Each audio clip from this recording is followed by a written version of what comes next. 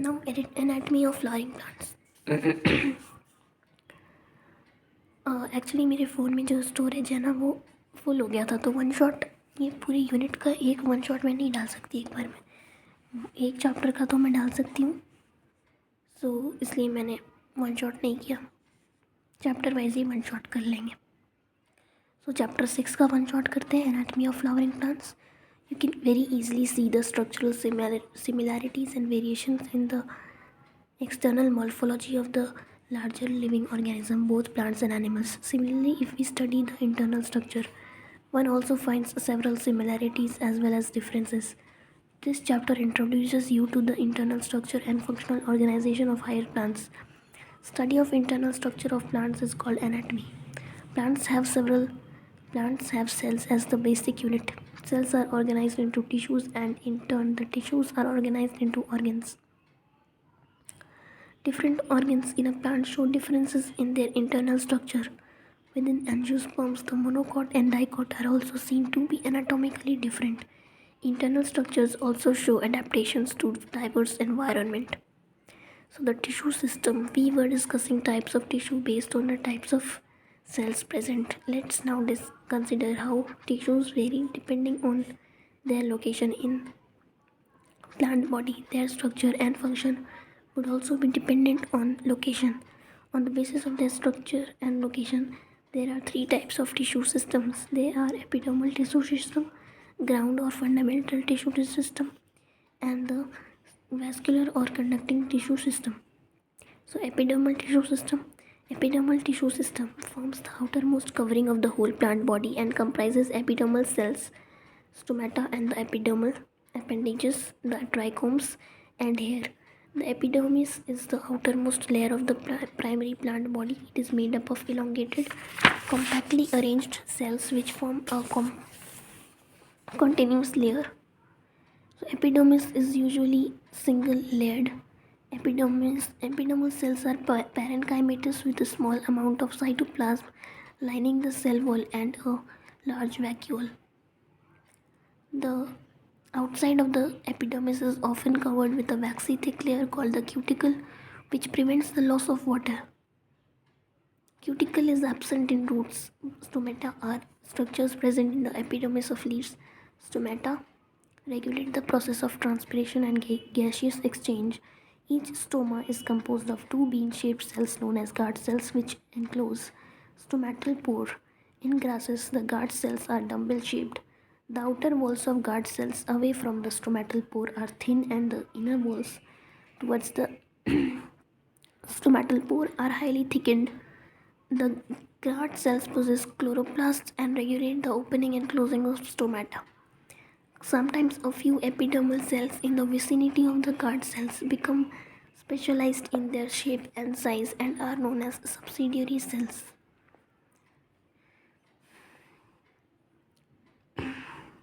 The stomatal aperture, the guard cells, and the surrounding subsidiary cells are together called as stomatal apparatus. The cells of epidermis bear a number of hairs. The root hairs are unicellular elongations of the epidermal cells and help absorb water and minerals from the soil. On the stem, the epidermal hairs are called trichomes. The trichomes in the shoot system are usually multicellular. They may be branched or unbranched and soft or stiff. They may even be secretory. The trichomes help in preventing water loss due to transpiration. The ground tissue system. All tissues except epidermis and vascular bundles constitute the ground tissue. It consists of simple tissues such as parenchyma, collenchyma, and sclerenchyma. Parenchymatous cells are usually present in cortex, pericycle, pith, and medullary rays in the primary stem and roots. In leaves, this ground tissue consists of thin-walled chloroplast containing cells and is called mesophyll. The vascular tissue system. The vascular system consists of complex tissues, the phloem and the xylem. The xylem and phloem together constitute the vascular bundles. In dicot stems, cambium is present between phloem and xylem. Such vascular bundles, because of the presence of cambium, possess the ability to form secondary xylem and phloem tissues and hence are called open vascular bundles. In the monocots, the vascular bundles have no cambium present in them. Hence, since they do not form a secondary tissue, they are referred to as closed. When xylem and phloem within a vascular bundle are arranged in an alternate manner along the different radii, the arrangement is called radial, such as in roots. In conjoint type of vascular bundles, the xylem and phloem are jointly situated along the same radius of vascular bundles. Such vascular bundles are common in stem and leaves. The conjoint vascular bundles usually have the phloem located only on the outer side of xylem. The anatomy of dicotyledonous and monocotyledonous plants. For a better understanding of tissue organization of roots, stem and leaves, it is convenient to study the transverse section of the mature zone um, of these organs. Dicotyledonous tissue. Look at the figure 6.3a. It shows the transverse section of the sunflower root. The internal tissue organization is as follows. The outermost layer is epiblema. Many of the cells of epiblema protrude in the form of unicellular root hairs. The cortex consists of several layers of thin-walled parenchyma cells within with intercellular spaces. The innermost layer of the cortex is called endodermis. It comprises a single layer of barrel-shaped cells without any intercellular spaces. The tangential as well as radial walls of the endodermal cells have a deposition of water-impermeable waxy material suberin in the form of Casparian strips. Next to endodermis lies a few layers of walls, thick-walled parenchymatous cells referred to as pericycle. Initiation of lateral roots and vascular cambium during the secondary growth takes place in these cells. The pith is small or inconspicuous. The parenchymatous cells which lie between the xylem and the phloem are called conjunctive tissues. These are usually 2 to 4. There are usually 2 to 4 xylem and phloem patches. Later, a cambium ring develops between the xylem and phloem. All tissues on the inner side of the endodermis, such as pericycle, vascular bundles, and pith, constitute the stele. Now, talking about the monocotyledonous root, the anatomy of monocotyledonous root is similar to the dicot root in many respects. It has epidermis, cortex, endodermis, pericycle, vascular bundle, and pith. As compared to the dicot root, which have fewer xylem bundles, there are usually more than 6 xylem bundles in the monocot root. So it is polyarch condition. Pith is large and well developed. Monocotyledonous root do not undergo any secondary growth. Dicotyledonous stem.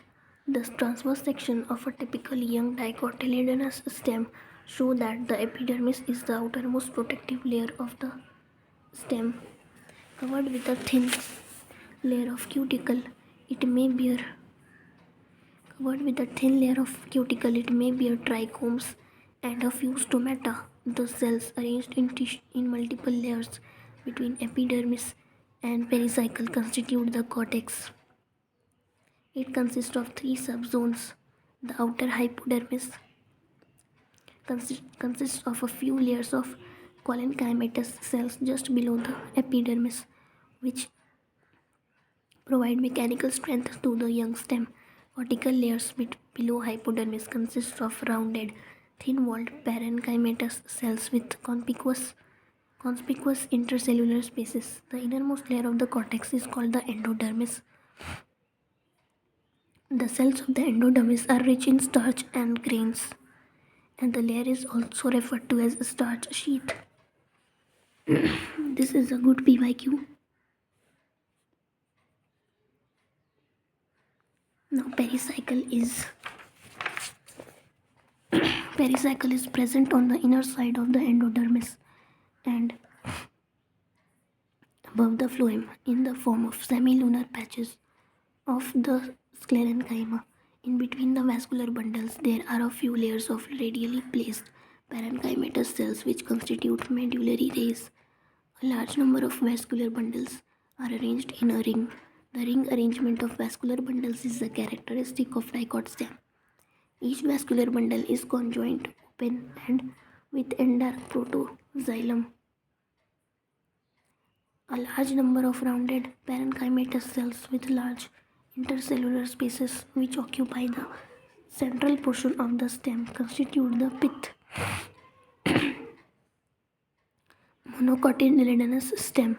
The monocot stem has a sclerenchymatous hypodermis, a large number of scattered vascular bundles, each surrounded by a sclerenchymatous bundle sheath and a large conspicuous parenchymatous ground tissue. Vascular bundles are conjoined and closed. Peripheral vascular bundles are generally smaller than the centrally located ones.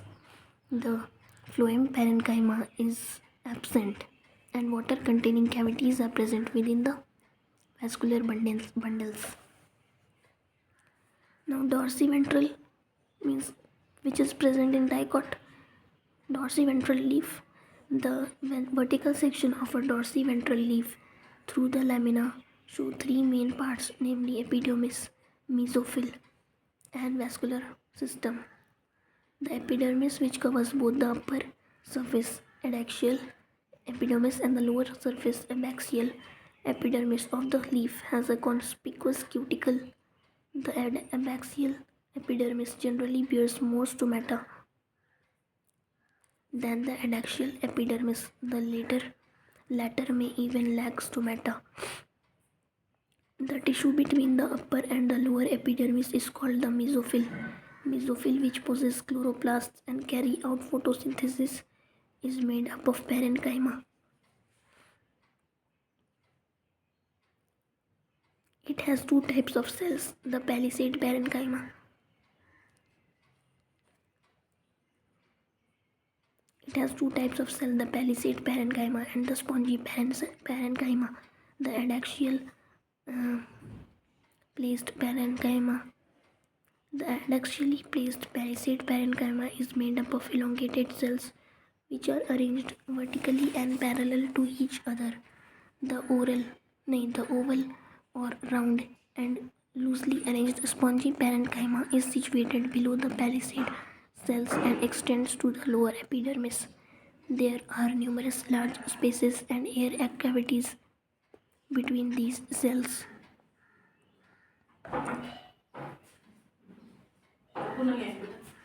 आ गया line. Vascular system includes vascular bundles which can be seen in the veins and the midrib. The size of the vascular bundles are dependent on the size of the veins. The veins vary in thickness in the reticulate venation of the dicot leaves. The vascular bundles are surrounded by a layer of thick-walled bundle sheath cells. Look at figure this and find the position of xylem in the vascular bundle. Now isobilateral leaf, which is present in monocots. So the anatomy of isobilateral leaf is similar to that of the dorsiventral leaf in many ways. It shows the following characteristic differences. In an isobilateral leaf, the stomata are present on both the surfaces of the epidermis and the mesophyll is not differentiated into palisade and spongy parenchyma.